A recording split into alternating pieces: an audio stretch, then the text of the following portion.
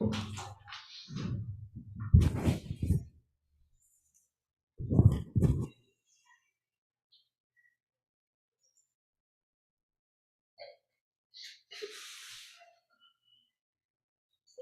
the switch up front get turned off? Okay, sound. On for the sound to work. It's on. It's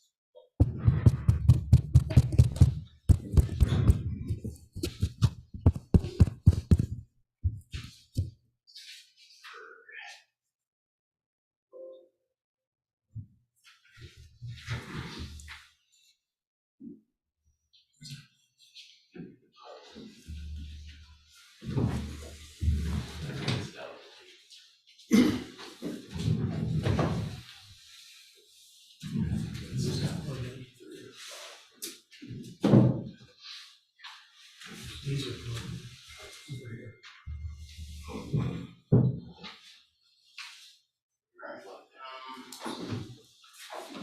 I guess you go ahead and start off, try to figure out why the speakers aren't working. I believe the sound is going out on Zoom properly, just the speakers aren't on. Okay. Thank you. Thanks, Brett. Okay, good morning. I'd like to call the East Cocalico Township Supervisors meeting for Thursday, March 17th to order. Please join me in standing for the pledge. Pledge allegiance to the flag of the United States of America and to the republic for which it stands, one nation, under God, indivisible, with liberty and justice for all. As always, please double check any cell phones, electronic devices, make sure they're on vibrate or even off. Ken has just notified me we're a couple minutes late starting. We're having a little bit of a technical difficulty with the microphones, and he's working on that as we speak. So if you don't hear us clearly, I guess on Zoom. Technically, so the microphones are fine. They on Zoom can hear us. It's just we can't hear the people on Zoom right now. Okay, so we just can't hear you on Zoom right now if there's any questions. Apologize for that. This meeting was duly advertised in the Lancaster newspaper on December 1st of 2021. I'd like to announce that we did have an executive session on March 4th. The executive session consisted of 3 primary items. One of them was a personnel matter here at East Cocalico. The other one was a personnel matter related to police department. And then the final item was allegations of potential wrongdoing by personnel with potential civil litigation. So those were our 3 executive session items. Okay, past meeting minutes for approval, gentlemen.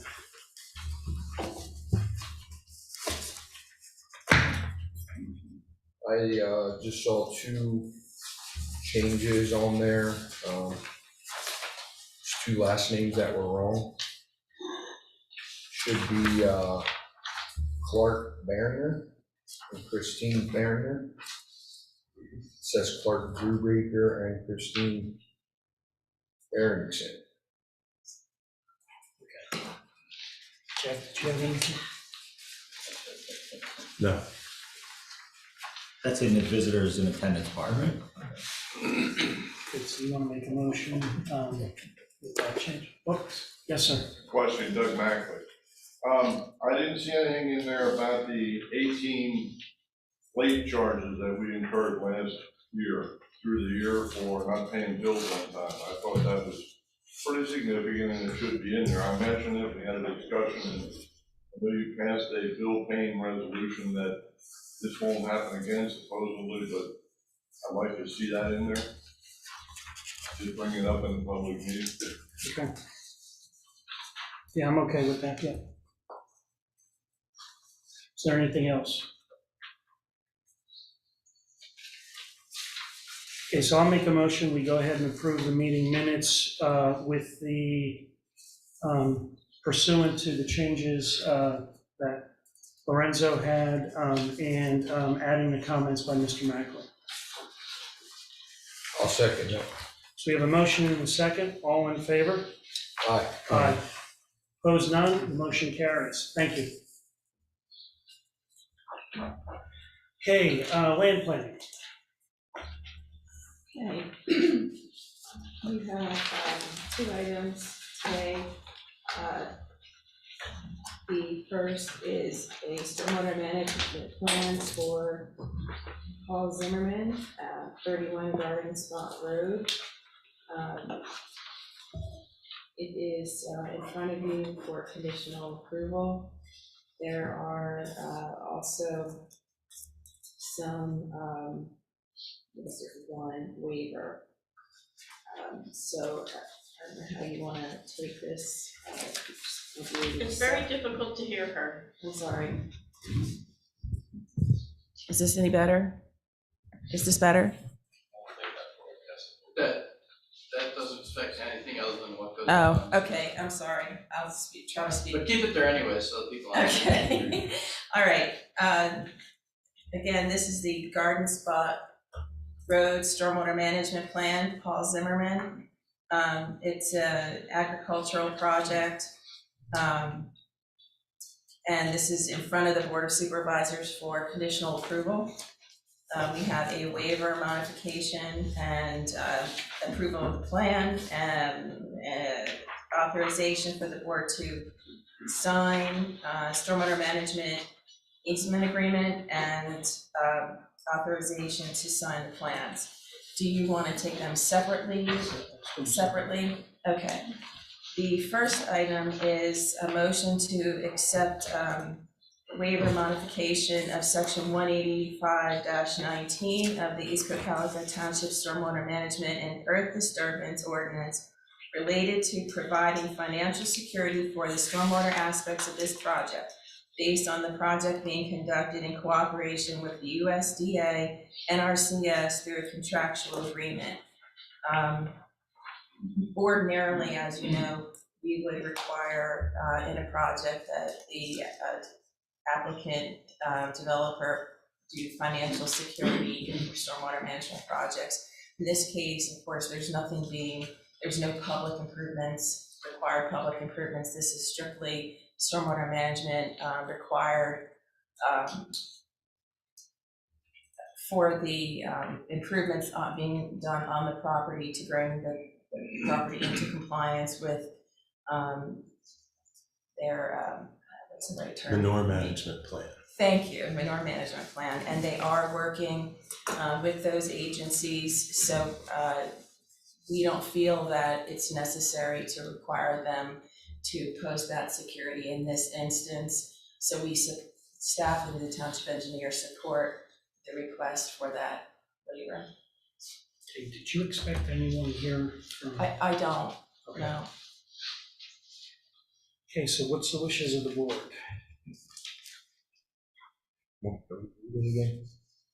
No, she already made the motion. So I make a motion to approve the waiver modification as Sharon stated. Do we have a second? Yeah, I'll second that. Okay, we have a motion and a second. Any comments or questions? Okay, we have a motion and a second. All in favor? Aye. Opposed, none. Motion carries.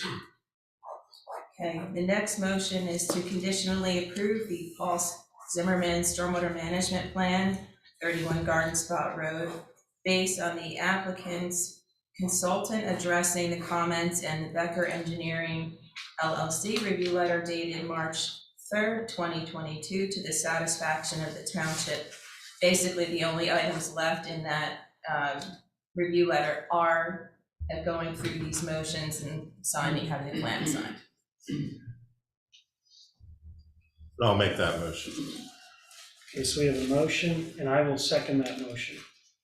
We have a motion and a second. Any comments or questions? Seeing none, we have a motion and a second. All in favor? Aye. Aye. Opposed, none, and that motion carries. The next motion is to authorize the Board of Supervisors to sign the Stormwater Management and Easement Agreement for the Paul Zimmerman Stormwater Management Plan, 31 Garden Spot Road, when executed by the applicant and submitted to the township in a form acceptable to the township solicitor. And I'll make that motion. I'll second it. Okay, we have a motion and a second. Any comments or questions? Motion and a second, all in favor? Aye. Aye. Opposed, none, and that motion carries. And then finally, we have a motion to authorize the Board of Supervisors to sign the plans for the Paul Zimmerman Stormwater Management Plan at 31 Garden Spot Road when executed and certified by all necessary parties and submitted to the township in a form acceptable to the township and township solicitor once the township has received all other items necessary to satisfy the conditions of approval. I will make that motion. Do we have a second? I'll second it. We have a motion and a second. Any questions, comments? Seeing none, we have a motion and a second. All in favor? Aye. Aye. Opposed, none, and that motion carries. The other item I have under land planning is we have an offer of an time extension from the applicants for 91 Adamstown Road. This is also a stormwater management plan. The applicants have offered a written time extension for action by the board until June 15, 2022. This item is the subject of zoning hearing board variance. It's that landlocked parcel, so that the hearing was this past week, and they're just waiting for a decision by the zoning hearing board. So the motion is to accept the written time extension offer as submitted by the applicant's consultant dated March 9, 2022, which will extend the deadline for action on the stormwater management plan for 94 Adamstown Road until June 15, 2022. So it's 494 Adamstown Road. Yes, sorry, yes. The address is 94 Adamstown Road. I'll make that motion. Okay, do we have a second? I'll second it. Okay, we have a motion and a second. Any questions? I don't think we expected the applicant. No. at all. Okay, we have a motion and a second. All in favor? Aye. Opposed, none. That motion carries. Thank you, Gina.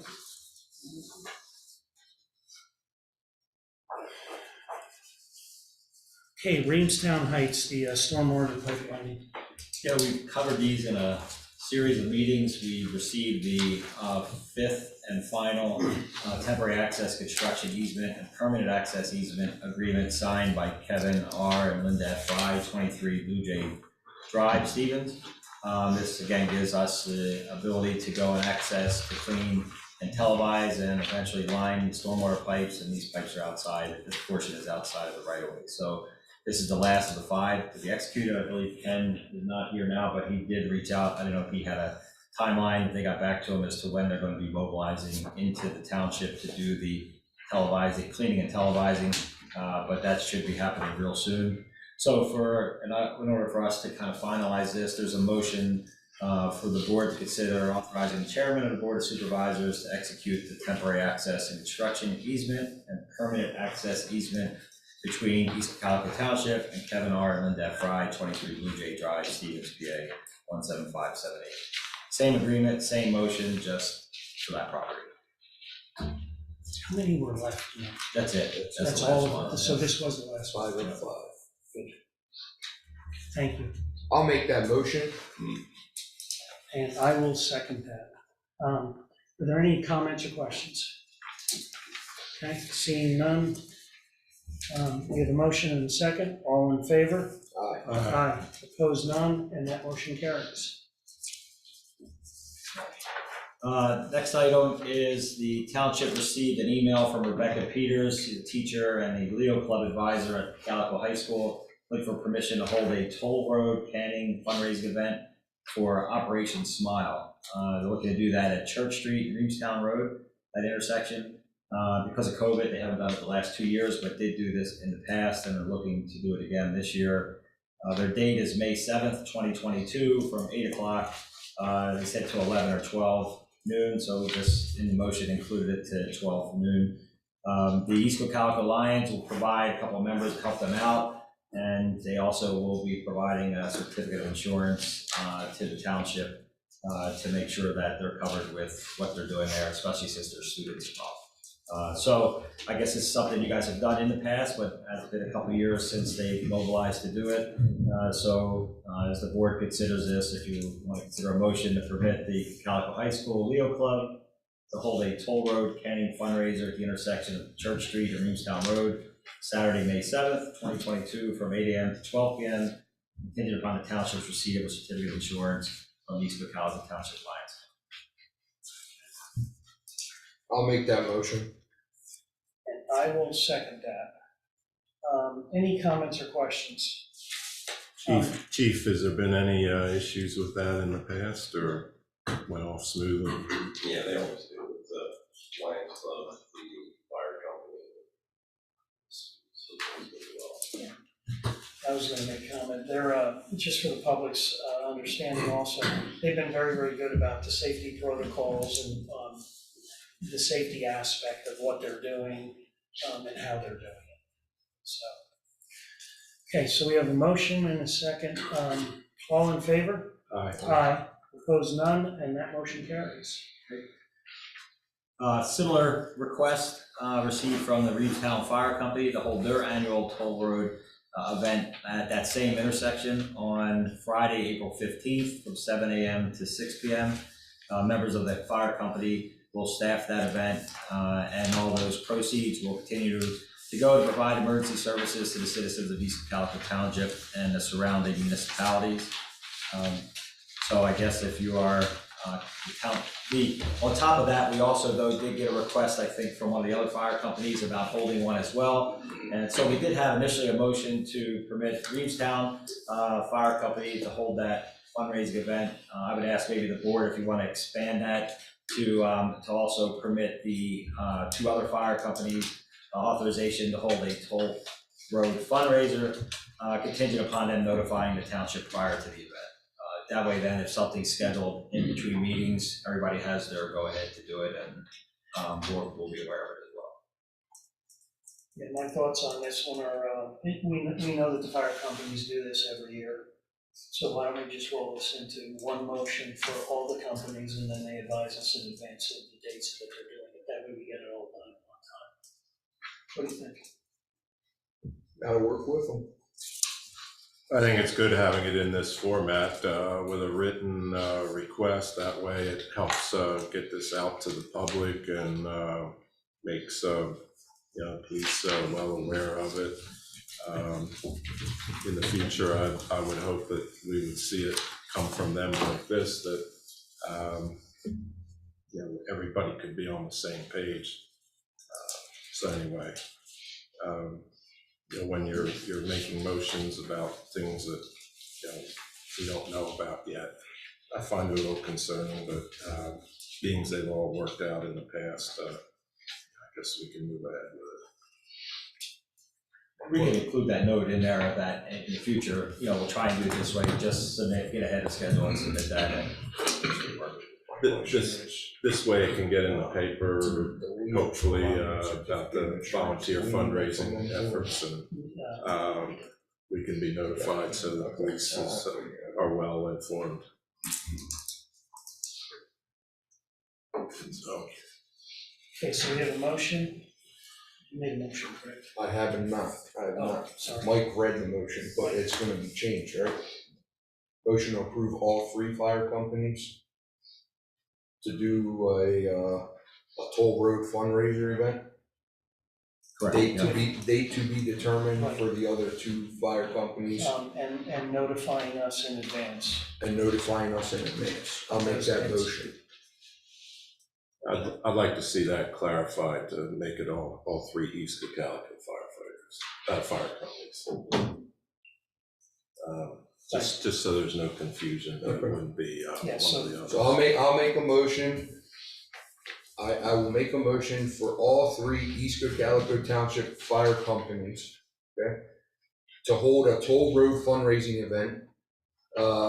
Reedstown will hold theirs April 15th, 2022. The other two fire companies, date to be determined, with a informal email or letter letting us know what days they will be holding it. Okay? And I will second that motion.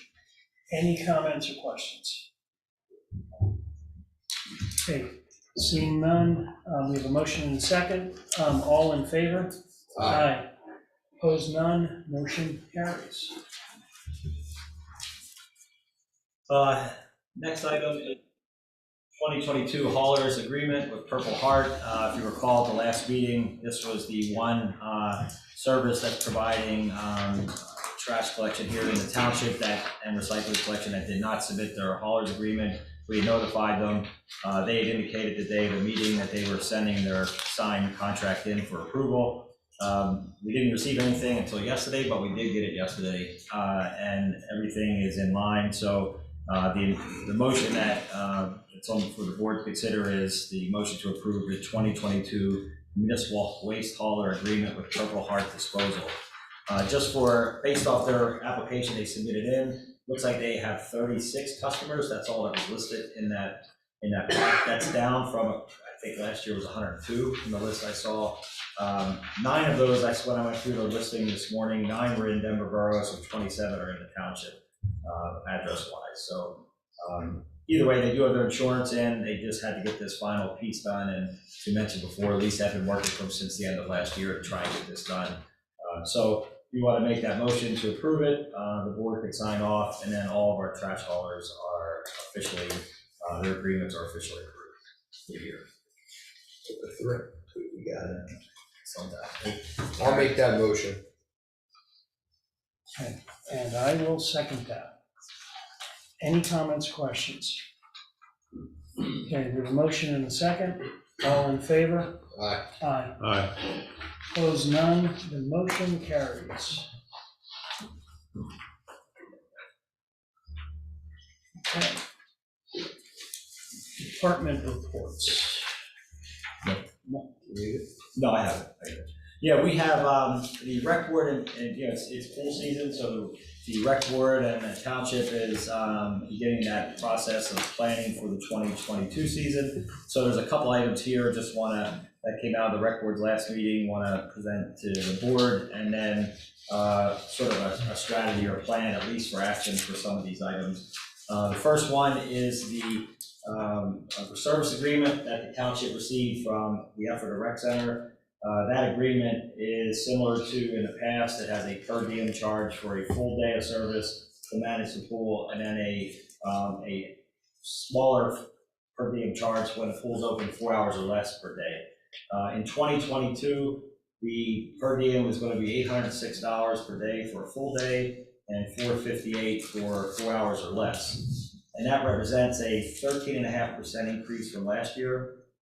Last year was $710 for a full day, and an 11.7% increase from the partial day, half day, if you want to call it that. The Effort Rec had indicated their increases primarily are associated across the board with increasing rates of pay for lifeguards, because last year they struggled with the number of lifeguards that were available at all the pools that they managed, and they found that they needed to bump that up. So the rec board did review that, and they did make a recommendation that the Board of Supervisors approve the Effort Rec Center's 2022 service agreement. Everything else in the agreement remained the same. The schedule changes a little, obviously, to reflect this year's schedule, but really the big items is the per diem rate. So this is more of an update now. We'll wait to probably the first meeting in April if we're ready at that point to take official action on it, but just want to make sure you're at least up to speed with where they are in some of these different components. The second item, and if you have any questions, I'll kind of start to go through, but if you have any questions, stop me, or if you want to wait to the end, we can talk. Okay. Yeah, with the service agreement as presented, was it similar to last year? Were there some other changes other than the per diem? No, pretty much the only changes were those per diem amounts and the schedule. You know, they'll kind of modify that part, but all the other terms and conditions have remained the same. Okay. And just for comparable sake, the 13.5%, I believe, was the same Denver saw. I don't know what Adamstown or Ephrata Borough saw, but I know that was the same number proportionally from 2021 to 2022. So at least it's remaining consistent across the two communities there. Snack bar agreement, right now, we contract, or I guess we call contract, we contract with Kim Porter and her group to operate the snack bar. They've done it at every pool, Denver, East, Ephrata, Adamstown, and it's really no cost to us, no change for that happening. So the rec board had recommended that they felt based off the survey comments that came in, that people were comfortable with the snack bar. So we'll look to continue that. That's really no cost to the township, so it's not really an issue. It's really a benefit to the pool that people can get something to eat while they're up there instead of having to, just eat snacks or things like that. Rates and fees, the rec board discussed the pool rates from last year.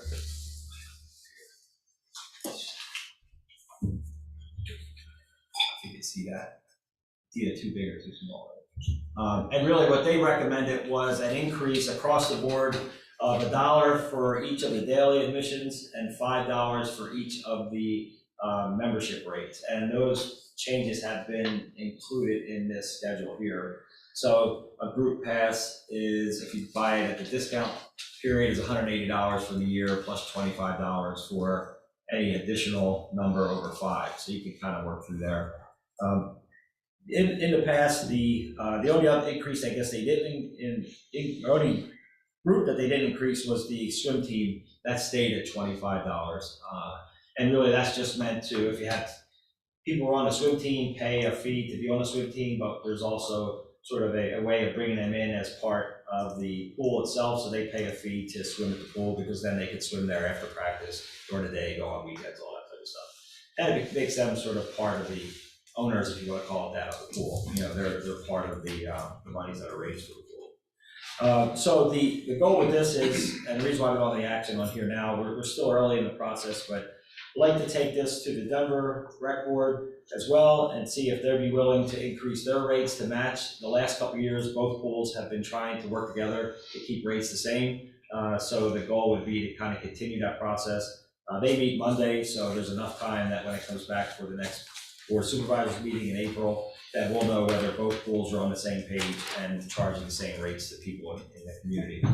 And these rates also include a continuation of the shared pass rates that where both Denver and East Cocalico, for the Reevestown pool, sell rates that you can use both pools. So if one pool's closed, if there's a swim meet, you could then, if you buy a share pass, go to the other one and vice versa. So there's no change considered there.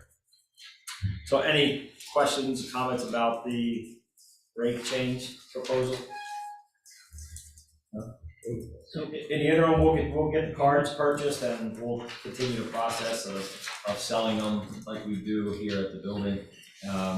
Schedule-wise, the rec board talked about that. Pool's going to pretty much, these dates I think have been modified to reflect the upcoming season, but same schedule, open Memorial Day, and then we'll do the 2 weekends, I guess, before Labor Day. So it'll open Memorial Day, and then kids will return to school for the balance of that week. It'll open then again that Friday when school gets out, June 3rd for the season. It's August 22nd. School goes back in, I think, August 23rd.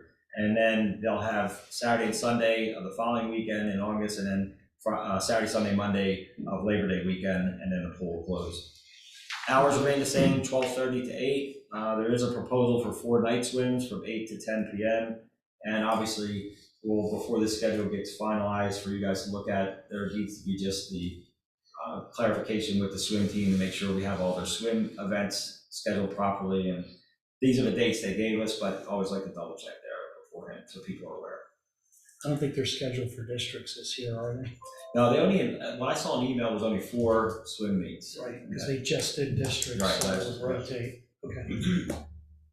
Okay, so that's that component of it. And then the last item is the private pool parties and pavilion rental policy. The rec board discussed the policy, and we had received requests last year, a few, and then we got a couple already this year, of people asking if they could rent the pool in the evening after hours. So they looked at a sample policy. of implementing like a private party group rental policy. So it would be like 8:15 to 10:15. And if it's 75 people or less, it's $75 an hour. 76 people or more, $85 an hour. And a $50 non-refundable deposit, which goes to the Effort Rec Center. So if somebody wants to do a birthday party or something like that, they could schedule it, they pay that, there's guards that are provided. Those proceeds come back to the pool, to the township to be used at the pool itself, and then the deposit covers from Effort's end if there's any guards that need to be scheduled, covers their cost for that. So we will, when we get to this whole package of actual action for the pool in April, that'll be one thing, but this is new. We kind of talked a little about last year mid-season and thought, let's wait to this year to get a policy implemented. So that's what's being proposed. And the other item was having a pavilion rental policy of $25 a day. There's a pavilion up there that's available for use, but if you wanted to, let's say you're having it during the regular pool hours and you were having a little picnic or something, then you could rent that and then have to clean it afterwards, and those monies would be used for the pool itself. So these are some of the things that they've worked on sort of behind the scenes at their last meeting, and hopefully we'll be able to get everything resolved by the first meeting in April, get that approved, and that gives us more than enough time to advertise and start selling passes for the upcoming season. Mike, just for clarification, you had mentioned something, if they need lifeguards for an event. I think if they're inside the fence, they're gonna be required to have a lifeguard there. For the pool parties? Yes. Yeah, they're required. That'll be required. Right, that money, the $50, I'm gonna say, it goes after to cover those extra hours for their guards there. Yeah, we won't have anyone in, whether they're in the pool or not, we still need to make sure we're covered in case someone jumped in the pool. Right, or fell in. Right, Yep. Okay. So that's pretty much it for, just kind of give you a little heads up of what's coming pool-wise, because that'll be pretty busy in April, and then hopefully we'll have a good year this year. Any questions? Nope. Thinking about the process, that's good. Next item is just more of a procedural item. Effort Borough had sent a letter to all the surrounding municipalities and had asked, they're going to be submitting a grant application to the National Fish and Wildlife Foundation for a NIFWIF small watershed grant to do the Gross Run Stream Restoration Project.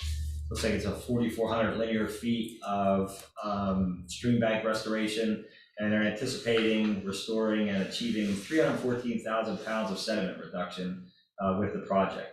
It's part of their pollutant reduction plan, which all of us have to do. We have one here in the township that was the FS4 part is included in that. So this is how Effort is going to proceed to get theirs. They cited that in 2020, 2012, East Cocalico partnered with the Cocalico Creek Watershed. MOU is one of the 10 municipalities in Lancaster County working together to support joint and separate restorations within the watershed. So as they go to seek public monies for this, they had asked for a letter of support. So there's a sample letter of support that's been provided to the board in their packet. And really, it's just more procedural as a motion to provide a letter of support for Effort Borough's grant application to the National Fish and Wildlife Foundation for a NIFWIF small watershed grant program for the Gross Run Stream Restoration. It doesn't appear to conflict with anything that we're doing or we're trying to get. So really, it just be a good partner community in our watershed.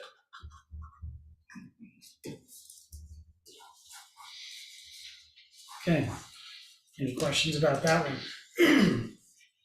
Ken, had you been made aware of where this Gross Run, where is that in their watershed? I do not know. Okay, all right. I haven't seen any details on the project. Obviously, it must empty into Cocalico Creek at some point because it's in Yeah, that's noted pretty good that length it's of the stream. yeah. Okay. All right. Okay. I need a motion for that. Yeah, we'll do a motion that way. I'll make a motion to provide a letter of support for Effort Borough's grant application to the National Fish and Wildlife Foundation for NFWF Small Watershed Grant Program for the Gross Run Stream Restoration. I'll second that. Okay, so we have a motion and a second. Any other comments or questions? Okay, well, motion second, all in favor? Aye. Aye. Opposed, none, and that motion carries.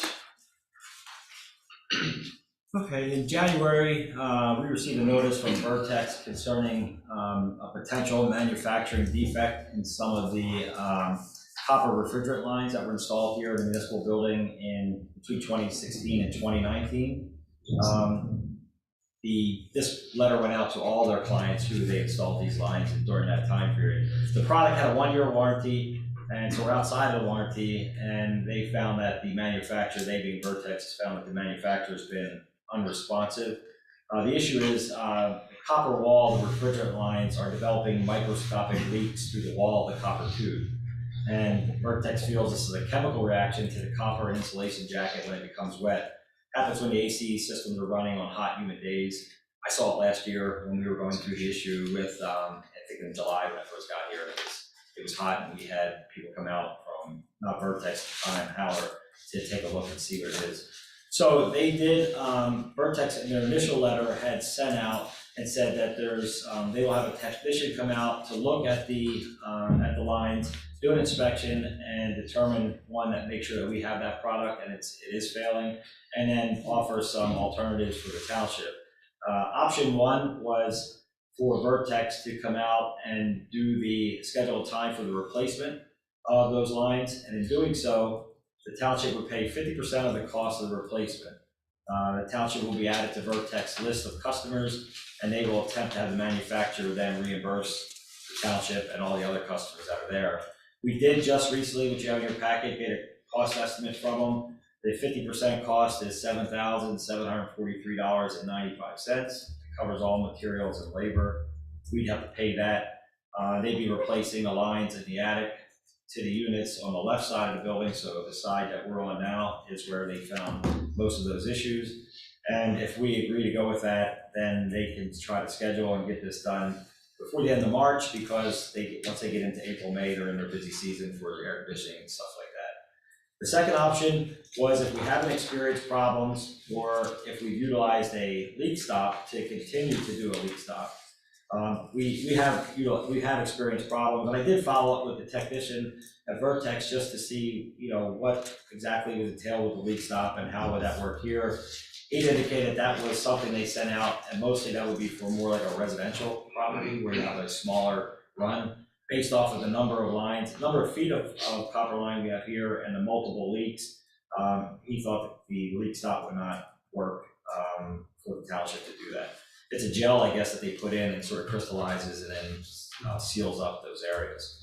So we have those options in front of us. This is the first we've seen the number, and we were aware early on in January of what may be coming, but I want to get the board's thoughts on that and see if that's something we want to move ahead with. Just for historical clarification, right, these were out of warranty units. Right.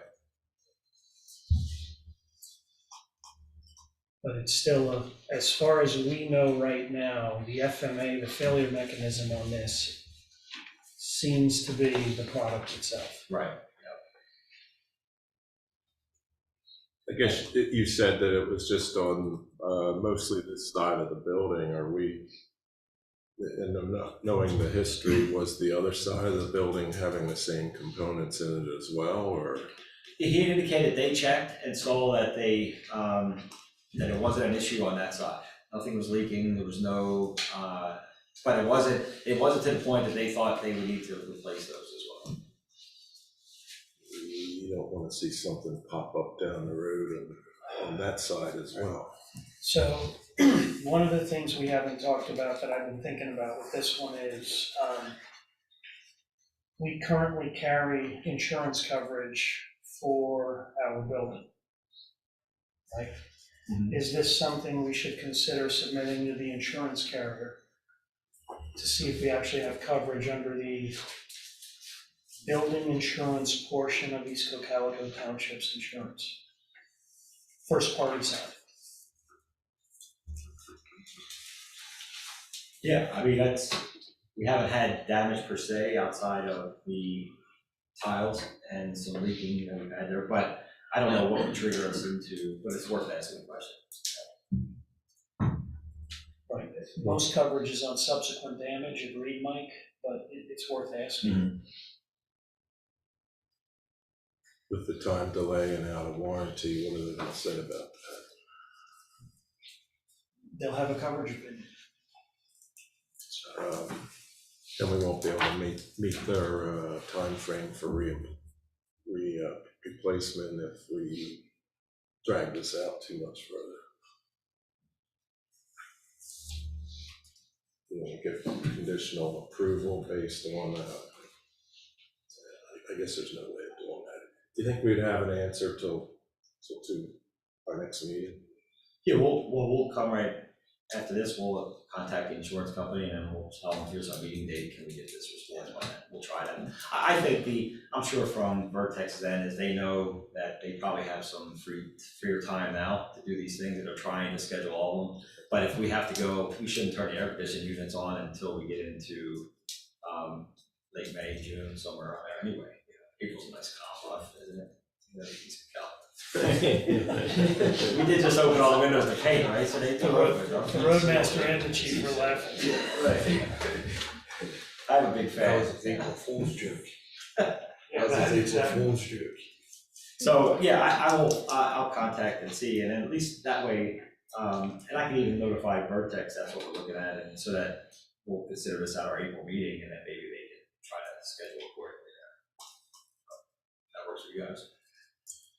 Well, they're already acknowledging failure of the tubing there. That price listed was half price of what their whole proposal would be. So, yeah, I don't know what the insurance would say on this. Don't know. Guess it's worth a shot. Okay. See what we can do. Working magic. Okay, and what was the next item is just a follow-up and some information about the generator project. We did meet, as we reported before, with 4 companies, got 4 different proposals for replacing the emergency generator here at the township building. As you might expect, those proposals all differed slightly. Some were more close together in regard to how it was going to be set up, but there were slight differences. We did share them with a local electrician just to get a sort of a bird's eye view of them to see if, as much as possible, we're comparing apples to apples, and what one may seem to be would work a little bit better for the township.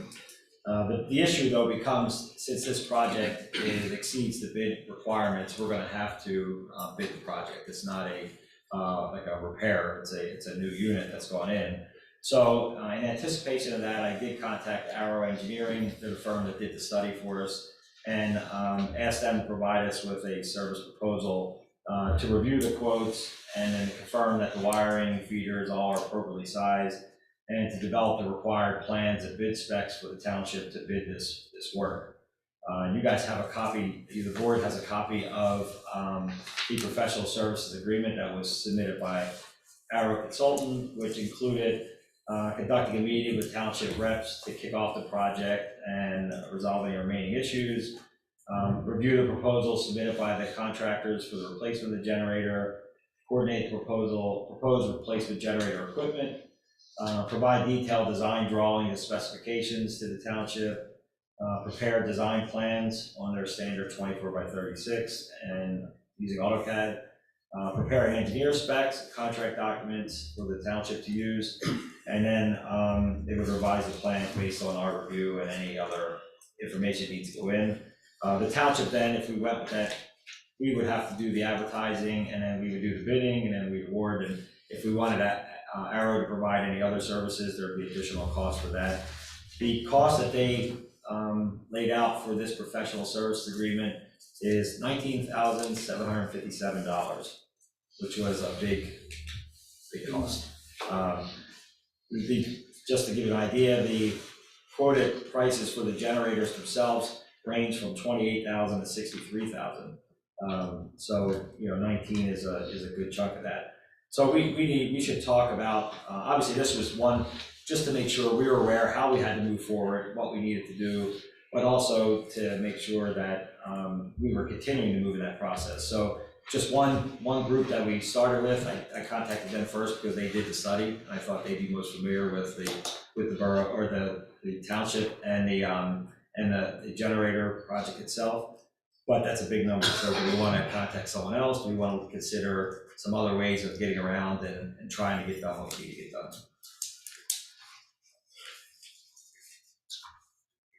First question I thought about when I saw that number, Mike, and I was reviewing it, was don't the generator companies themselves have a consultant that they would use when they go in, look at a commercial piece of property and make a recommendation?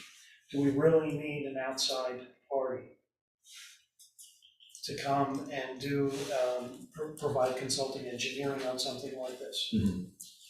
Yeah, I think what we need is just a form to actually bid the project. You know, that's the key, because we can't just we did get the quotes, we had them come in, they looked at it, they brought brought other people with them, they provided their detailed summary of what they want to do. They weren't all the same things. So how do we pull that into a way of making sure that we're meeting our bidding requirements that make it fair and everybody's bidding on the same thing? So.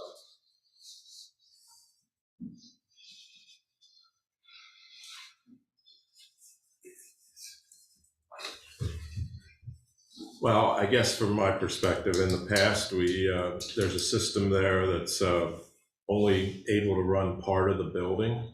The idea is to put something in that'll run the whole building. It will take some electrical changes downstairs to do that. A heavier duty manual transfer switch. I think that's where some of the differences came in, and the bids that showed up was exactly how to do that. So in order to bid it out, there has to be a uniform thought process there, how to proceed with the exact specs. And I guess none of us are electricians, and we need to have that information. This $19,000 is just way out of line. There's got to be another way for us to get to that point. And I from my perspective, the solicitor could easily help us with the bid package on it. So the first step would be getting the uniform specs that we're looking for there, because from my perspective, I want to see it done right, that the whole building can run off of it. I think the chief could even address that some of the parts downstairs run off the current generator and others don't. It makes it a little rather inconvenient for our police department down there. Plus upstairs here, there's only certain outlets that currently run off of it. So, if we're going to do it, let's do it right.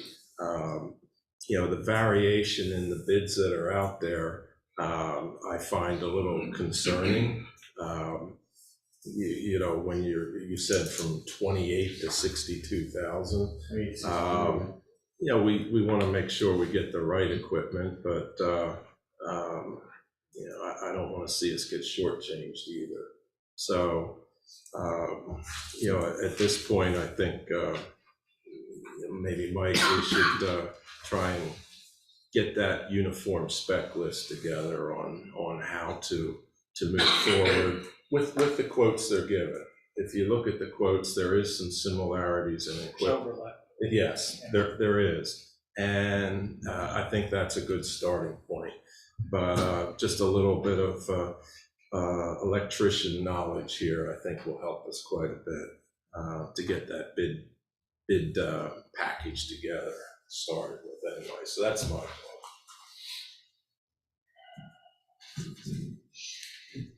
Okay, I'm good with that too. We'll work at getting that together and then bring it back to the board. Yep. Okay. Thank you. Any other questions for, yes, sir? Don Etman, one for Mike. You're kind of in charge of putting our signs up that say no trucks and everything else. Within the last meeting until tonight, I've had 21 stops on trucks trying to make turns or problems. One of the bigger problems that I have is that accept local deliveries. That gives them carte blanche. We need to get rid of that. Because when they see that, they say, well, that overrides those if we're an accept local delivery. Right. They're obeying the signs, but they're using the accept local deliveries to take those other signs away. And I had Brett out, and he moved some rocks around for me, so I appreciate that. But he can't make that decision without you saying, okay. Yeah, and that has to be done by PennDOT making the approval, right? And then the board changing the ordinance. So if the ordinance lists, right now it's a weight restricted requirement for what can go there. Once PennDOT, as mentioned before, gives us the approval for both sections of Wabash, right? We already have an inventory of signs. We have language that's going to go to the solicitor to advertise for the ordinance. And once that's approved, we can then pull down and put the new signs up. Okay, but can we get rid of the accept? I can't go out and modify from the township's end, modify a sign that previously was approved by PennDOT to put up on a state road. Okay, about when is that going to happen, or when can it happen? Well, we keep pushing PennDOT. Last time it took them, I think we submitted in December. We got the response back in February. We submitted in October. We got it back at the end of December. We submitted the other one in December, so I'm expecting we should get it soon. We're prepped. I think we have our sign inventory done. We're prepared that way. It's just a matter, we have the language ready to go for the ordinance. It's just a matter of PennDOT telling us what we can do in it, because we can't move ahead with that until we get that approval from PennDOT, because they may say, you need to put this sign here, and this is a requirement, and then we have to revise the ordinance all over again. So they're really the one that's sort of driving this. Once that comes in from us, we're ready to go. Anna Ekman, I thought you already said that you had the approval from PennDOT. We have the approval from PennDOT for one section of Wabash, not the entire stretch of Wabash. So that's what we're waiting on. Okay. So like I said, we tried doing our background work to prepare. Once we get that, then we make whatever modification comes in. Because initially, remember, the engineer submitted did a study and submitted a proposal to PennDOT that we sent down to them. They modified the signage that we had to post out there. So they made changes and approved it. That's on the stretch where you guys are. So the same thing can happen with the other one. If we move ahead and try to jump that process beforehand, then they change it, then we have to go ahead and redo that all over again. So we're trying to avoid that. And really what we can control is taking care of behind the scenes, getting everything ready to go, making sure we have the signs, making sure we have the ordinance ready to go. And once we get it, then it becomes on us, and then we can do that. Can't you put a bug up your butt? I call, I email, yeah. All right. I'm not that I'm important. serious, this is like, it's a nightmare. Yeah. We can't even get any sleep because we're watching trucks so they don't hit the pole and damage property and all this BS. Right. It really wouldn't be so bad if it was a consecutive time. But it's all the time. There is none. It could be 2-something in the morning, it could be 9 o'clock at night, in the middle there whereof. And a lot of times, my feeling is, the trucks are saying no harm, no foul, because we do it during the dark where you can't see us. And unless you catch And them, unless you catch them, there's nothing. there it to be is, done. no harm, no foul, you can't do anything. But that is a big problem for that, except local deliveries, they use that all the time. Yeah, the new approval eliminates that. Well, and I Well, that understand one, that, it's just when do we get it? Yeah. Okay, thank you. Yeah, thank you. Okay, Chief, Good morning. department report. Good morning. Just a quick summary of my report for the month. So I attended a meeting with Denver Borough in reference to a community event for the car show sponsored by Henry Insurance, and I forget about the date on that, Mike? May, for the car show? 21st, something, yeah. It's a Friday. I think it's right. So we're gonna cooperate with Denver Borough and provide some police services for that when they shut down Main Street and have a car show on that evening. the Lancaster County District Attorney's Office is hopefully purchasing a new, I guess you could call it software or program that is cloud-based in reference to discovery for cases. So what we have to do is when we file charges against somebody, arrest somebody, we need to send what's called discovery to the District Attorney's Office, which the present system allows us to send all the paperwork electronically to their various assistant district attorneys, but the digital body cam / mobile video recorders in the cars, all that, if there's any kind of video, we need to download it to a thumb drive and then take it to the DA's office because of the amount of electronic storage that is included with that. This new system is, again, it's cloud-based, so it's going to be easy. We can upload everything right to the district attorney's office, and they'll have everything ready for the defense attorneys or the defendant through discovery. So it should help cut down on some time and some costs for us. So that was a welcome thing. The new handguns are just about to be placed into service. Corporal Walsh has been working diligently to not only get the guns, but also to put the red dot sights on them. And then he's going to be training everyone and qualifying everyone so we can start to carry the new handguns, or for the old handgun get traded into the officer's store. So he's still working on that project diligently. Corporal Luongo attended crisis intervention training. He's now certified as a crisis intervention officer with the department. We have several others that went last year. The goal is for eventually the entire department to be certified as crisis intervention officers. And that's just, it's a week-long training, and it's to help teach officers other techniques.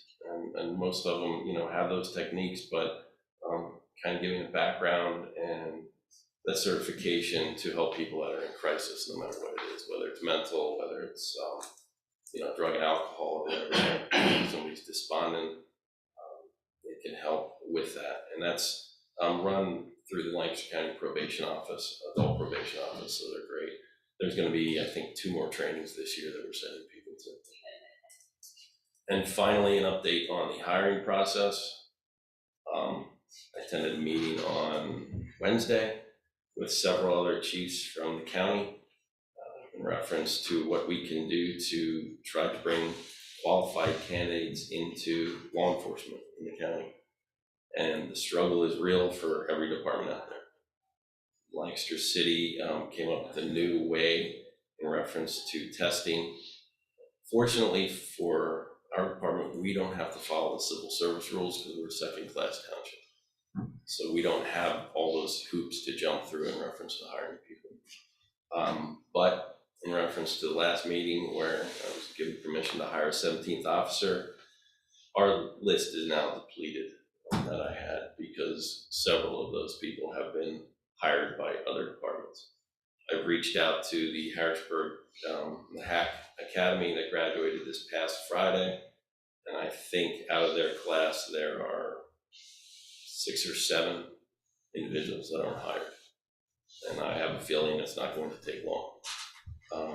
So we're probably going to open up our process in reference to police apps and try to get some qualified candidates through that. We'll do the interview process and move on. But it is a struggle right now for everyone, not just us.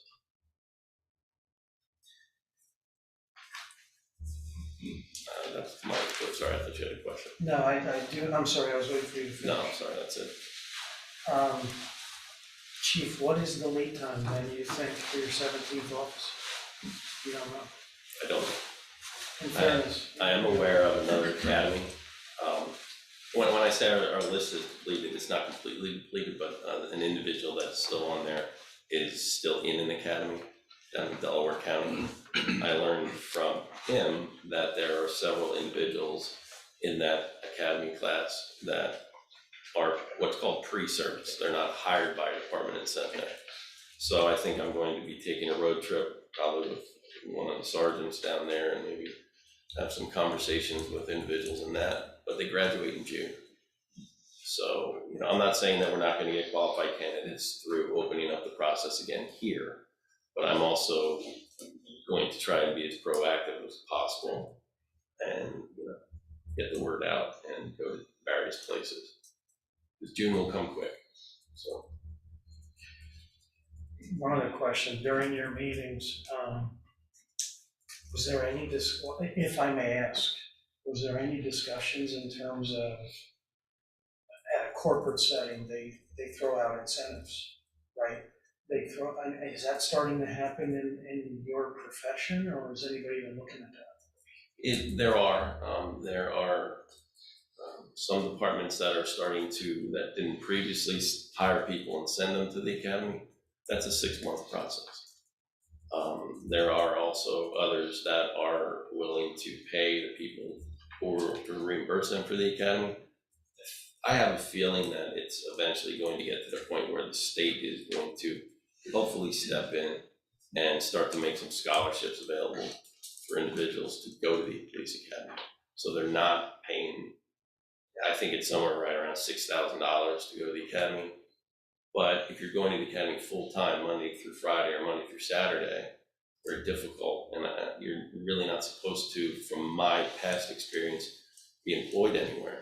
So these people are not bringing in money unless they're hired by a department, then they're being paid.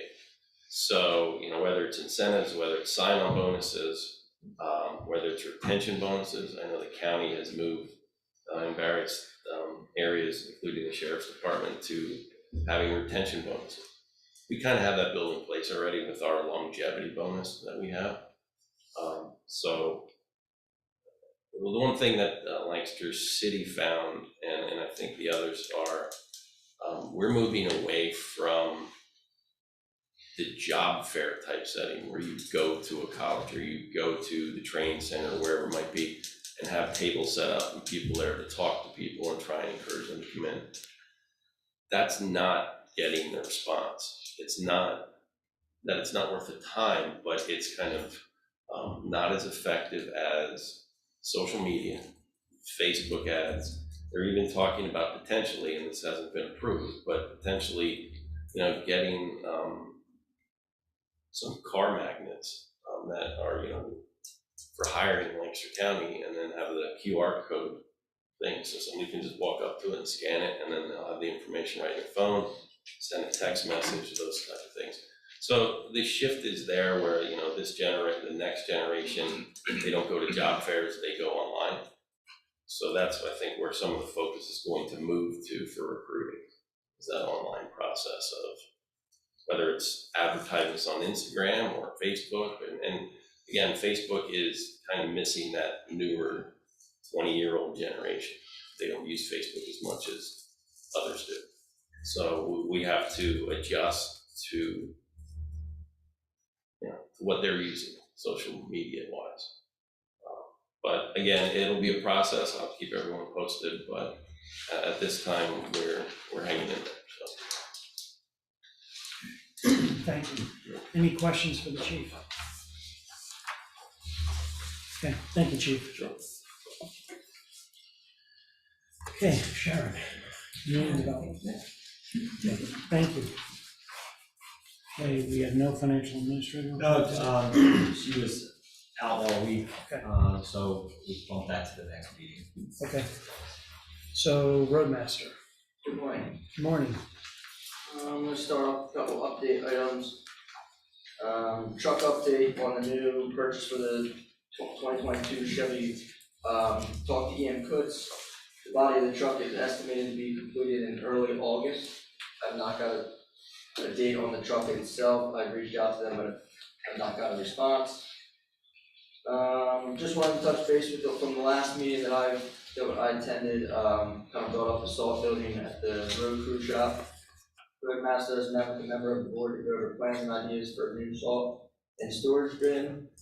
Just trying to look for an answer as far as moving forward and the next steps in my process with that, whether it's reaching out to an engineer as far as what needs to be done stormwater wise, what you guys would like to see as far as my next steps in that process to get that ball rolling a little bit before all our salt and sewage being out of the highway shop. We can kind of bounce back to that once I get through my report.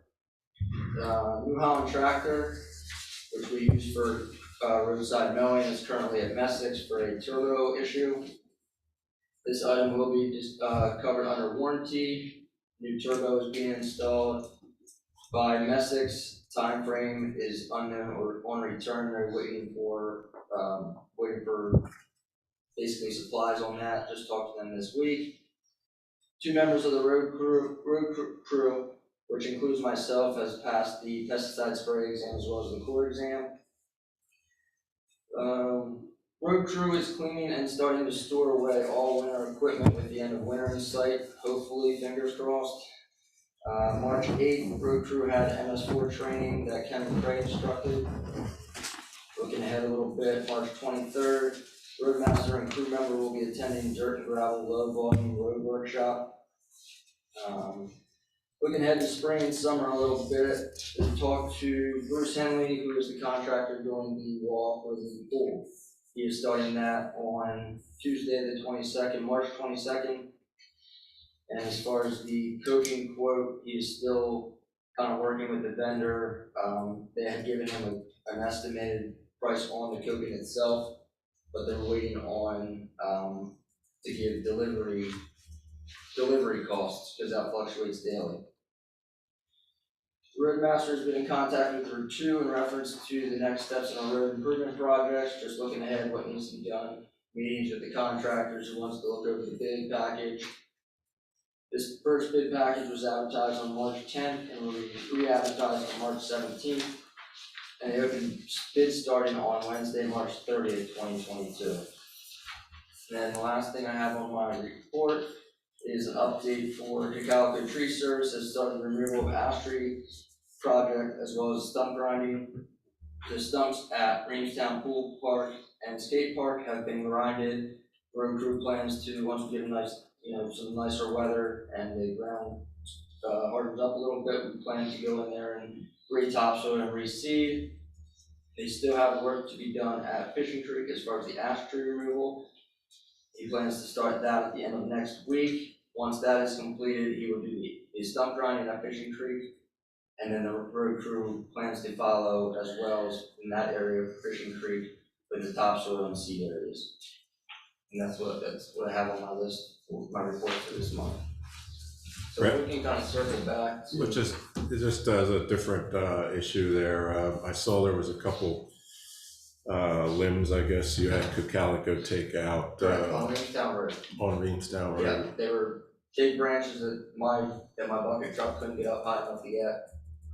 They overhung Reamstown Road, and I felt like it was a safety issue as far as the major storms that we've been having.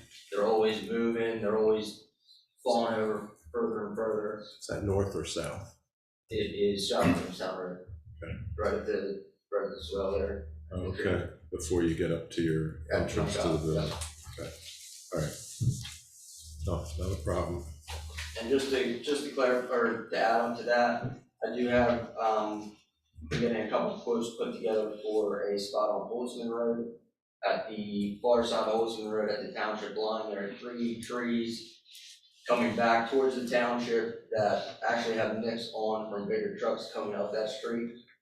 So they're overhanging the roadway, there's wires right there, and I will have quotes hopefully for the next meeting just for that specific area. They dying or dead or? The 2 of them are dead, but the one that's getting nicked is basically just a tree that grew sideways. We've seen that in the past. Yeah, so. Okay. Good. And you wanted to talk about Yeah, salt as far shed. as the salt shed, like I said, you guys should have kind of my idea or the proposal that I had submitted on the last meeting and the one that I had received back in October. I'm just looking for a kind of a direction or what you would like to see as far as that. process. I guess from my perspective, I just give a little report. I met with you out there at the shed. We looked at the proposed area that Brett was talking about, adding on to the existing shed, similar roof line, making the shed longer to create more storage room there. It looks to me as if there's a good bit of impervious area there already on that spot. But I think there needs to be a determination as to how much is there and whether we actually need to have stormwater management. I don't know if you'd seen that, Mike or Ken as well when you were out there. Mm-hmm. But that is a concern. With the size of the addition and all, with the impervious that's already there, maybe perhaps it would be nothing necessary, but that determination needs to be made. So that would be probably your first step, I guess, from what I saw. But I think this has been talked about and budgeted for years. It's probably time to move forward with it. There was a few minor concerns that, as Brett explained it, that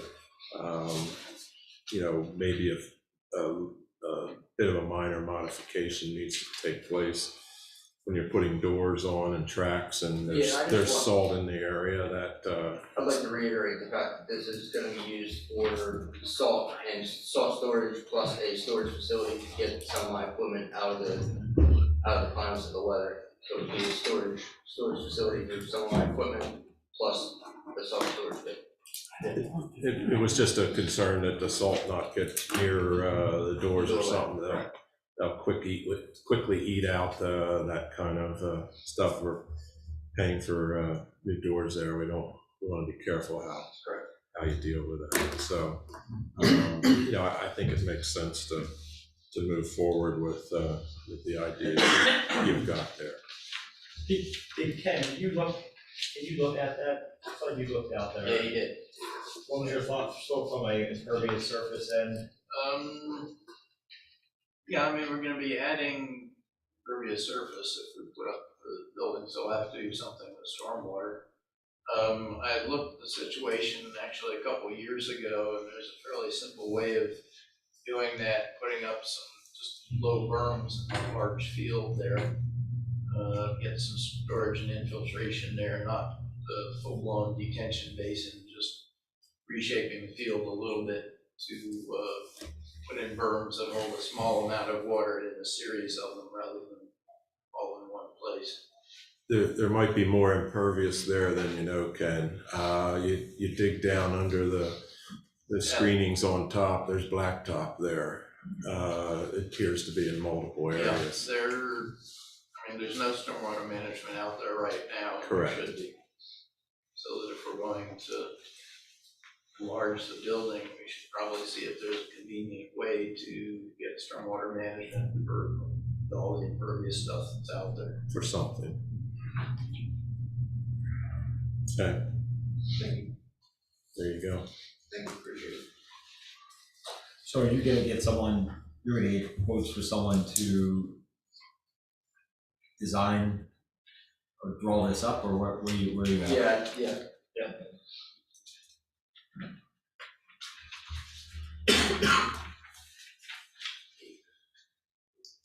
Okay, any other questions for the roadmaster? Anything else, Brett? That's everything. Okay, thank you. Okay, MS4, Ken. Okay, there's some wiring in here and in the conference room.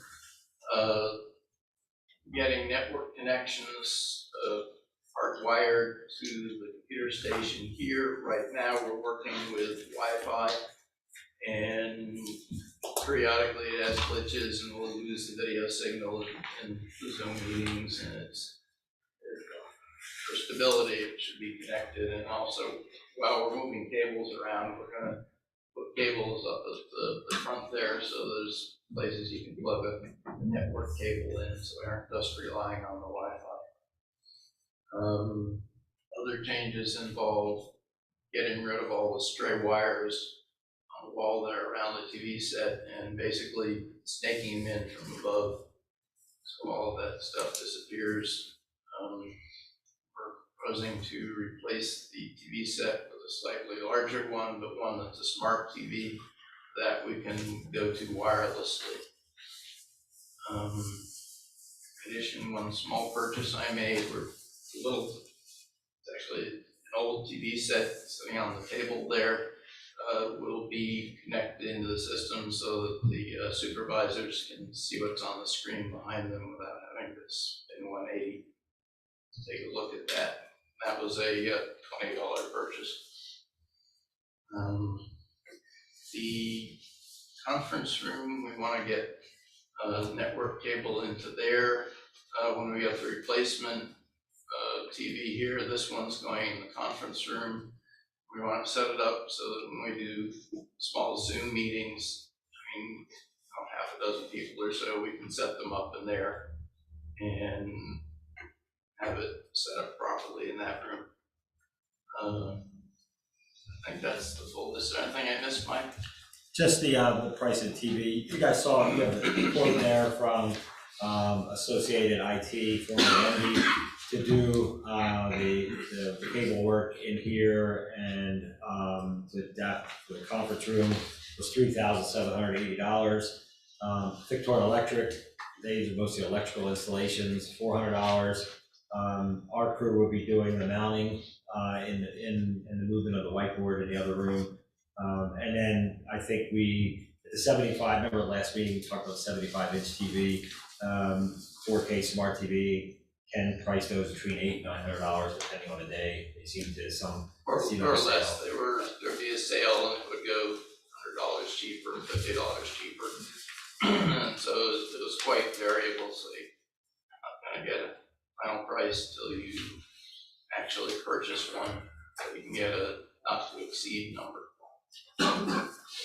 So a big item, 3780 is a big item that you should do. If you feel inclined to do that by motion to approve that. But the total cost for what he's proposing here for this room and that conference room is about $5,080 to do everything he had just mentioned.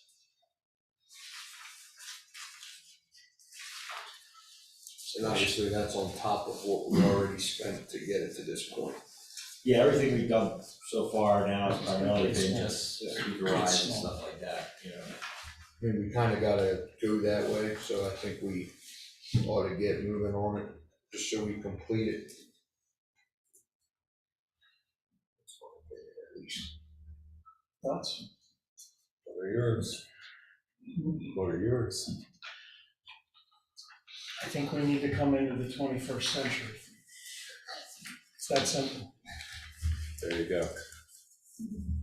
I'm by far not the tech expert. I'll say it again. Yeah. Again, this really helps in terms of giving total flexibility to the residents, to the businesses, and in attending, stepping in, stepping out. I heard from a resident who was traveling and they were on a plane and they downloaded the YouTube video and watched the video. Zoom in the back room would be handy. We do a lot of meetings back there. We just did a Zoom meeting, it involved Mike LaSalle of Land Studies and Brent Lee and Casey from Becker Engineering, and it saves a whole lot of money talking on Zoom for half an hour than having them spend an hour driving and then the time here. And it's happening more and more, and the authority uses a lot too. Yeah.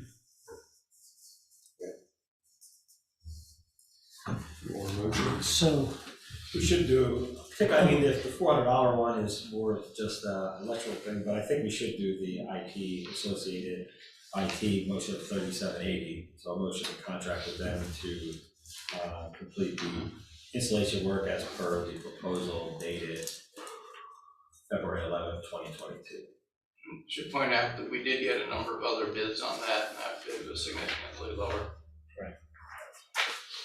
So I will make that motion, Mike. Okay.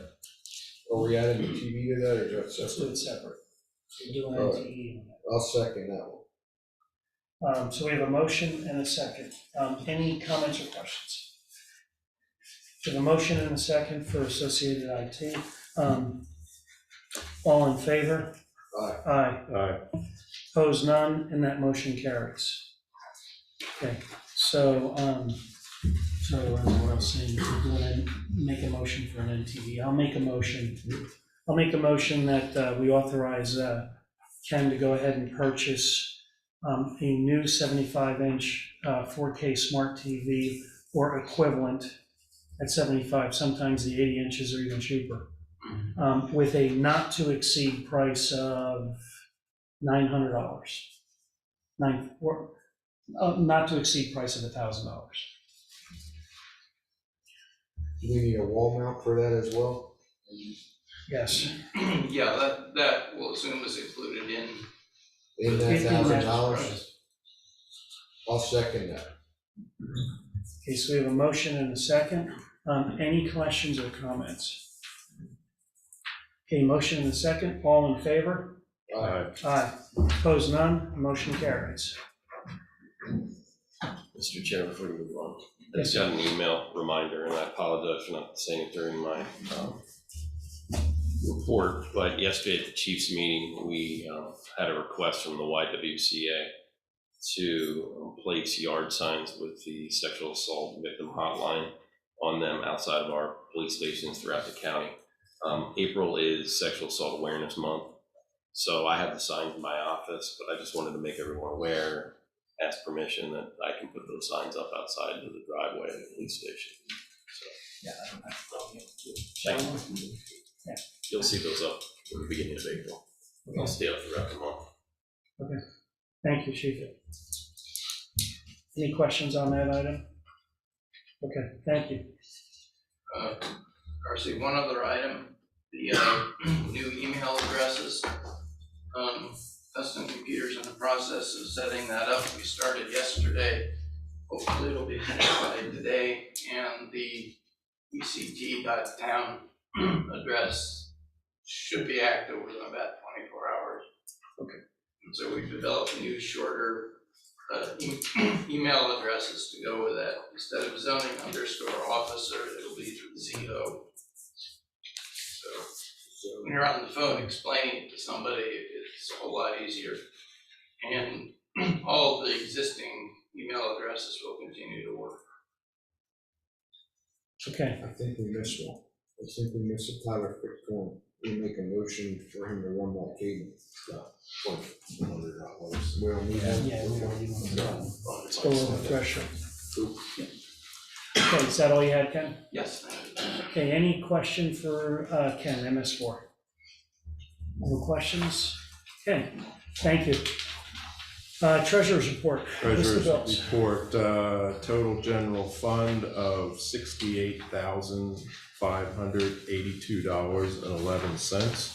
$68,582.11. Is there any questions on the bills as presented? Yes, sir. Yeah, page 2, I think I know the answer. $4,400 for a waste receptacle, is that what we talked about at the last meeting? That's the trash cans. Okay, thank you. When you and I were young, it used to be a 55-gallon Right. barrel. Yeah, with a chain on it. Yeah. And now this is what it's cost That's us. fine. So, anybody else? Good times. Yeah. Hearing none, I make a motion to pass the list of bills as presented.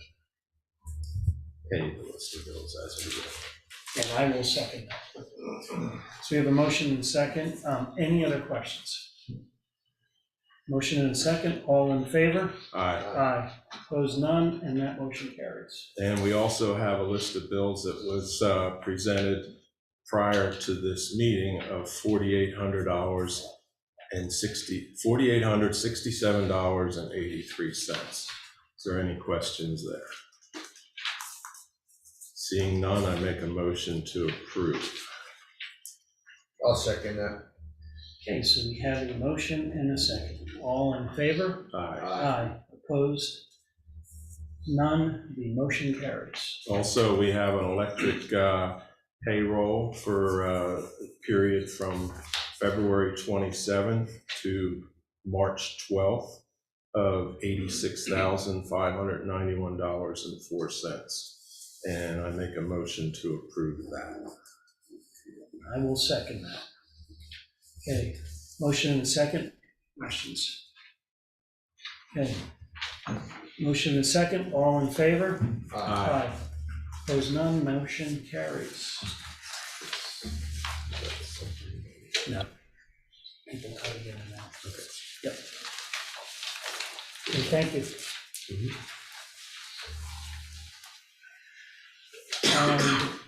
Old business, discussion. Yes.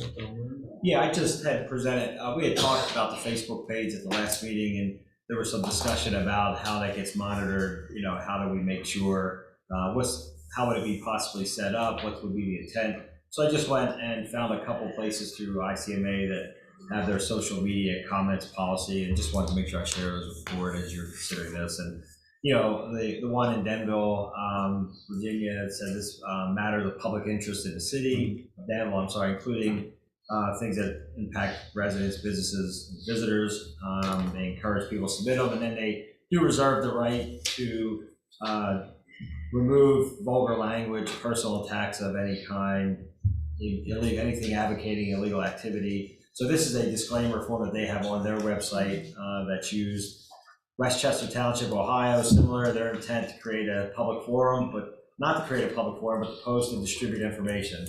And they listed as well on their website what those guidelines would be, profane language, sexual content, solicitations of commerce. So really it was just more of an aid. I know we kind of talked about this at the last meeting, and we had different comments coming from all different sides about it. And I thought this was maybe one component. There was some concerns by the board as to how do we make sure if we do this, it's handled in the right way, we're protected, people understand what it's for. So these are just some samples of some local communities in our part of the country that have policies in place to protect themselves.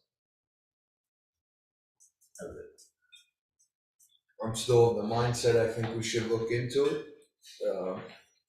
As Chief said, that's a great way of advertising for hiring of officers and many other things, and all the other municipalities and boroughs around us have it.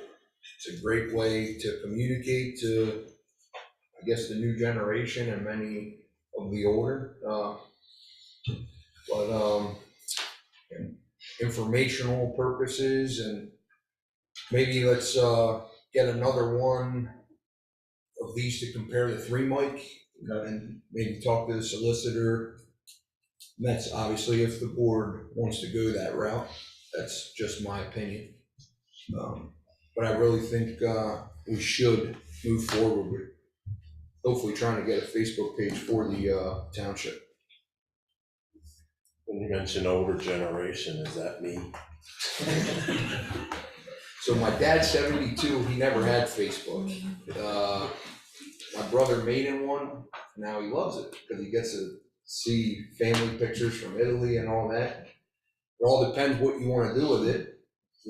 There's pros and cons to everything. You just gotta choose your words wisely and don't make any mistakes while you're on there, while you're typing up an answer. There's a lot of keyboard warriors.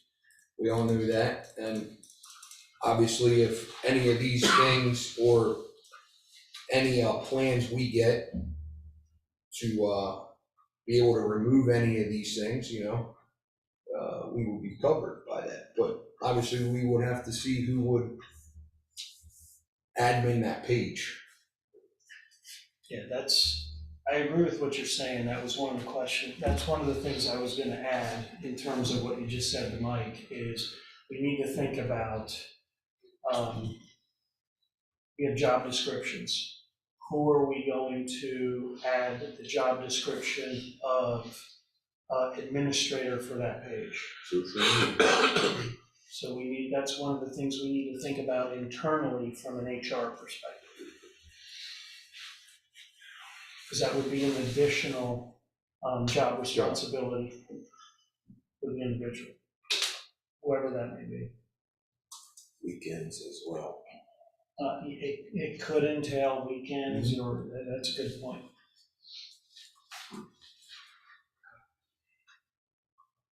As they say here, comments are not monitored 24/7. They'll try their best, obviously. Right. Right. Okay? Yep.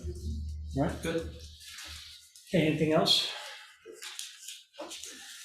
All right, new business.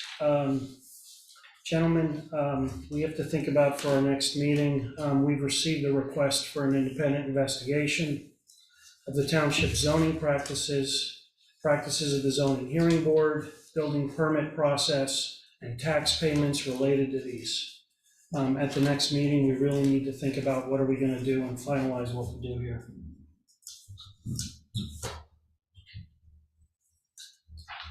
Any other new business items? Okay, public comment for non-agenda items. Again, just please clearly state your name so we can reflect it properly in the minutes. Not yet. Yes, ma'am. Anna Ekman, I just have one more question. Have you guys gave any more consideration to what you can help us with once they move that telephone pole on our property As the next step. as the next step? Yes. Meaning, like outside of the signage, you need some kind of improvement there on that intersection. To keep traffic out of there once the poles are gone, once the 3 poles are gone. Yeah, I know we kind of had an informal discussion with the transportation engineer about in the right of way and what we obviously can't do there. Yeah, in all sincerity, I haven't thought about the next step. That's a great point. Well, the thing is, I don't feel like waiting another year for this. Right. So if they actually, so what you're asking is if they actually remove the poles. Once they remove the poles, well, I thought maybe you guys could think about maybe what you can do. So when they do move the poles, we don't have to wait another 6 months to decide what to do. Okay. You could already be thinking about it, and maybe us together could come up with something. Okay. And do you have an idea, like if you have a thought of what you guys are thinking? Well, we do have a thought, but it's pretty expensive, so we were thinking about pipes, like he had given you a picture of the pipes before, but the pipes alone are like $5,000. Well, we can't do that. And that's not counting somebody to come and cement them in the ground and all that, so that's pretty expensive. Or even if Don Ekman, even if you put in the bells like Denver has, or anything else along that line, it still takes something to put them in place, and then time, and what are we allowed and what are we not allowed.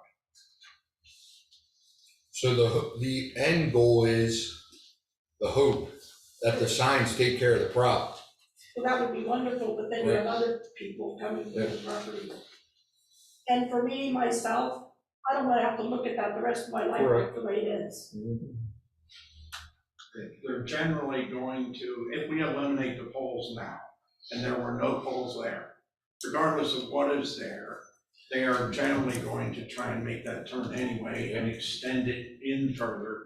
And what could possibly be done to alleviate that situation as much as possible. I mean, and maybe we can come up with something together, I don't know, but. Okay. So, no, it's a good point. So, Mike, that's an action item. Yeah, I could have a discussion with the engineer just to see what that range of possibilities is for us. Just start thinking of a concept. Yeah, because he may be clear. Possibilities. You can do this, you can't do that. At least that'll help narrow that down. But I don't think a guardrail would be the right idea, because that's gonna look like crap if somebody hits it. Which somebody will. And no offense, but that's the way it's generally been going. 3 poles that aren't gonna stop them. I don't see something shorter in stopping that. And I also make sure that I contact what I'm doing and what everybody else does, so that I'm not over that 3-foot limit, because we do have that corner and visibility. So we have to take that into consideration also. We're trying to do stuff the right way, even though it's hard. Understood. Thank you. Any other questions? Yes, sir. I want to get back to your Facebook. We're spending all this money on TVs and everything else. Why can't the people listen to what's going on here?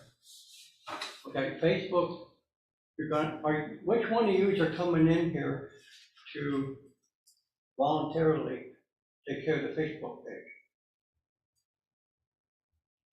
It would be a staff person, and Okay. it would be used to primarily inform people of things that are coming up, programs. that- Does each Cocalico Township have their page right now that the chief here could, The police has a page, right? and the township doesn't have a page? Right. Okay, well then, why do we need Facebook if we're gonna put all this money into TVs and get online and videos and everything else? Well, those are what we just authorized for the technology is for meeting purposes, formal meetings with the public, and it is for meeting purposes with engineers, attorneys, professionals that we may need to be communicating with, which saves us money. Because they're not, that's what Ken had mentioned earlier, they're not taking the drive time to come in, okay? The Facebook is a different mechanism.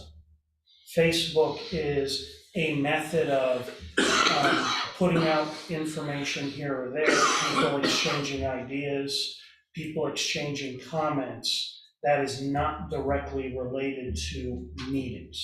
We're not holding meetings on Facebook. So that's the key difference between the two. I could, but the way Facebook works, and I'm not on Facebook, and I'm an old sucker, so I don't do this stuff. But all the younger generations coming up, they're gonna be punching into all this. The questions arise, who's gonna be answering them, and who's gonna give all the information? Well, I would think the answering part, you're gonna post if there's an event coming up. There's a April 23rd, there's a tree planting project at Fishing Creek Park, right? What better way of spreading the word than maybe getting it on there so people know and they know they can volunteer and they come out to it. If someone asks what type of tree, we're not gonna be responding to that on Facebook, or I like this tree versus that tree. Really, it's a matter of just sharing information, whether it could be that, whether it could be the next meeting, the meeting times earlier, or if there's an issue, trick or treat, everybody's been there, when it storms on trick or treat night, how do we get that word out?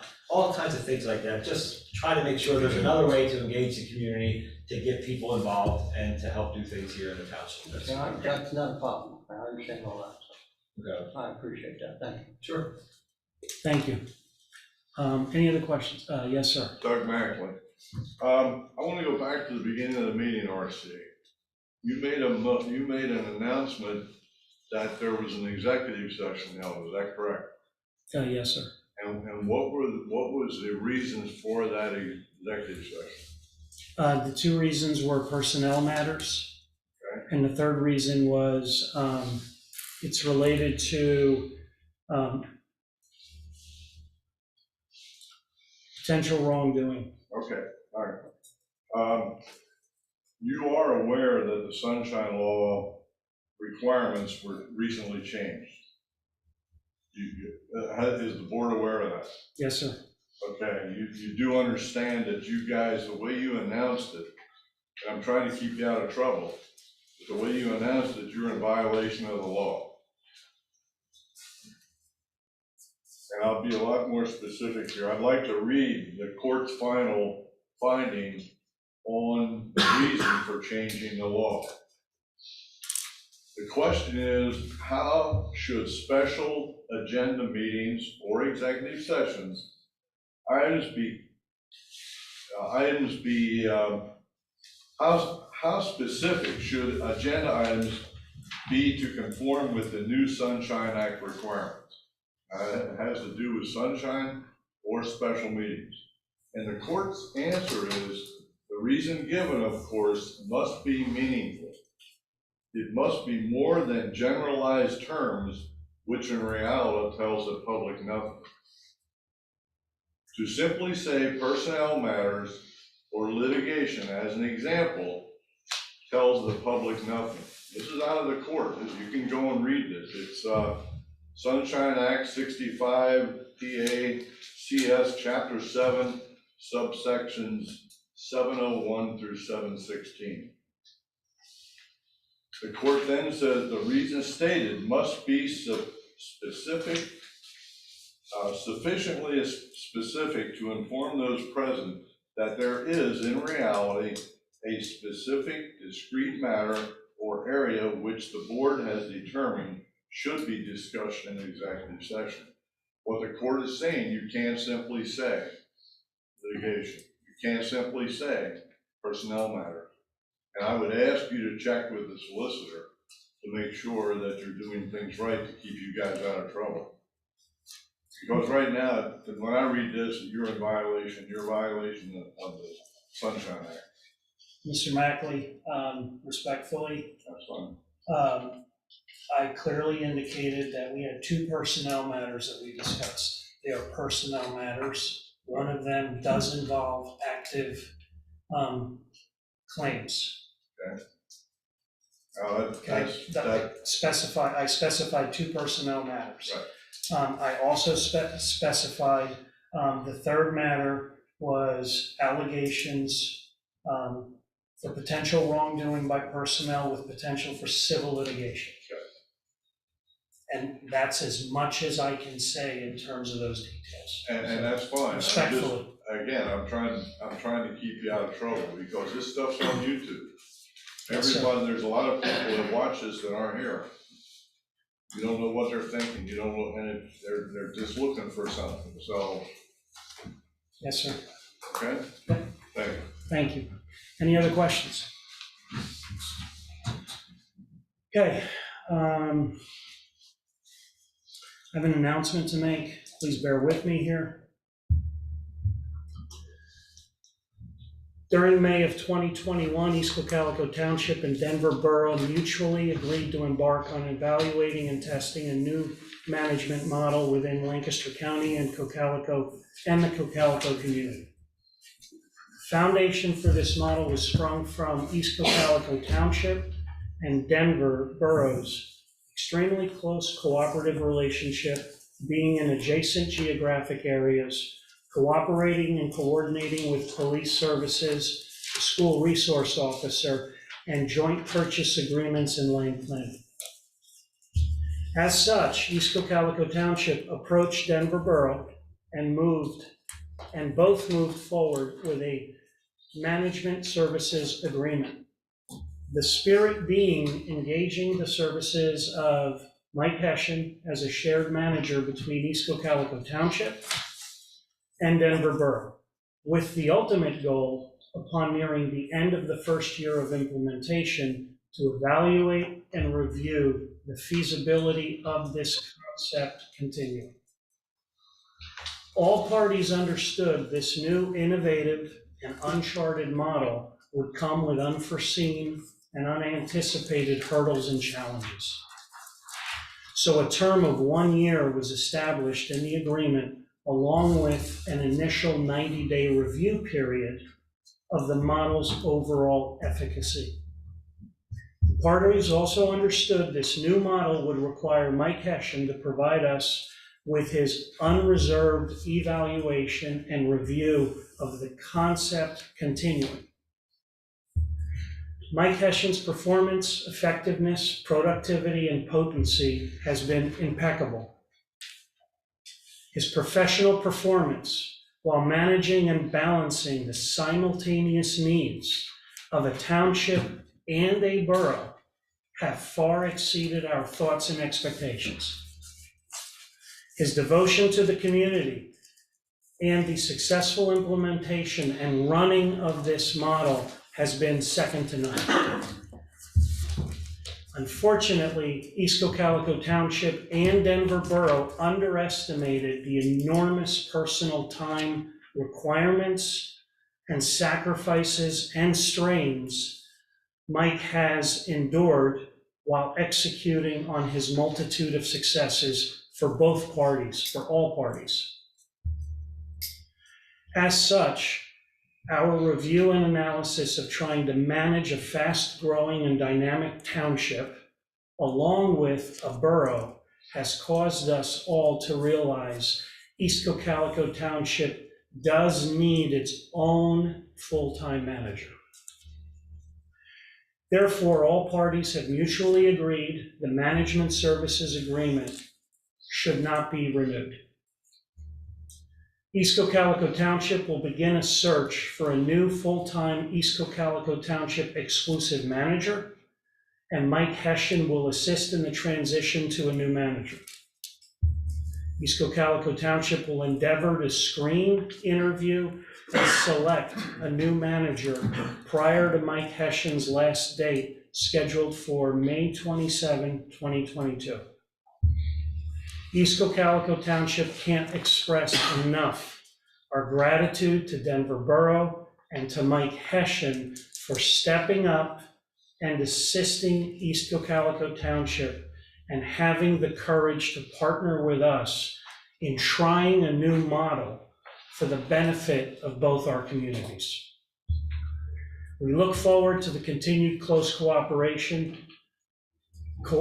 We look forward to the continued close cooperative relationship between East Cocalico Township and Denver Borough, and thank Denver Borough and Mike Hessian for stepping up to assist us as their neighbor.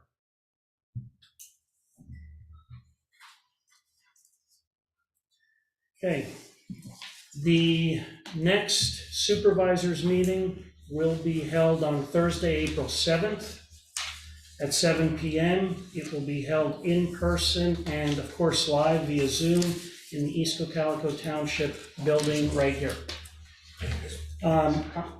We don't have a need for executive session. Do we have a motion to adjourn? I'll make that motion. And I will second that. All in favor? Aye. Aye. Opposed, none, motion carries. Thank you.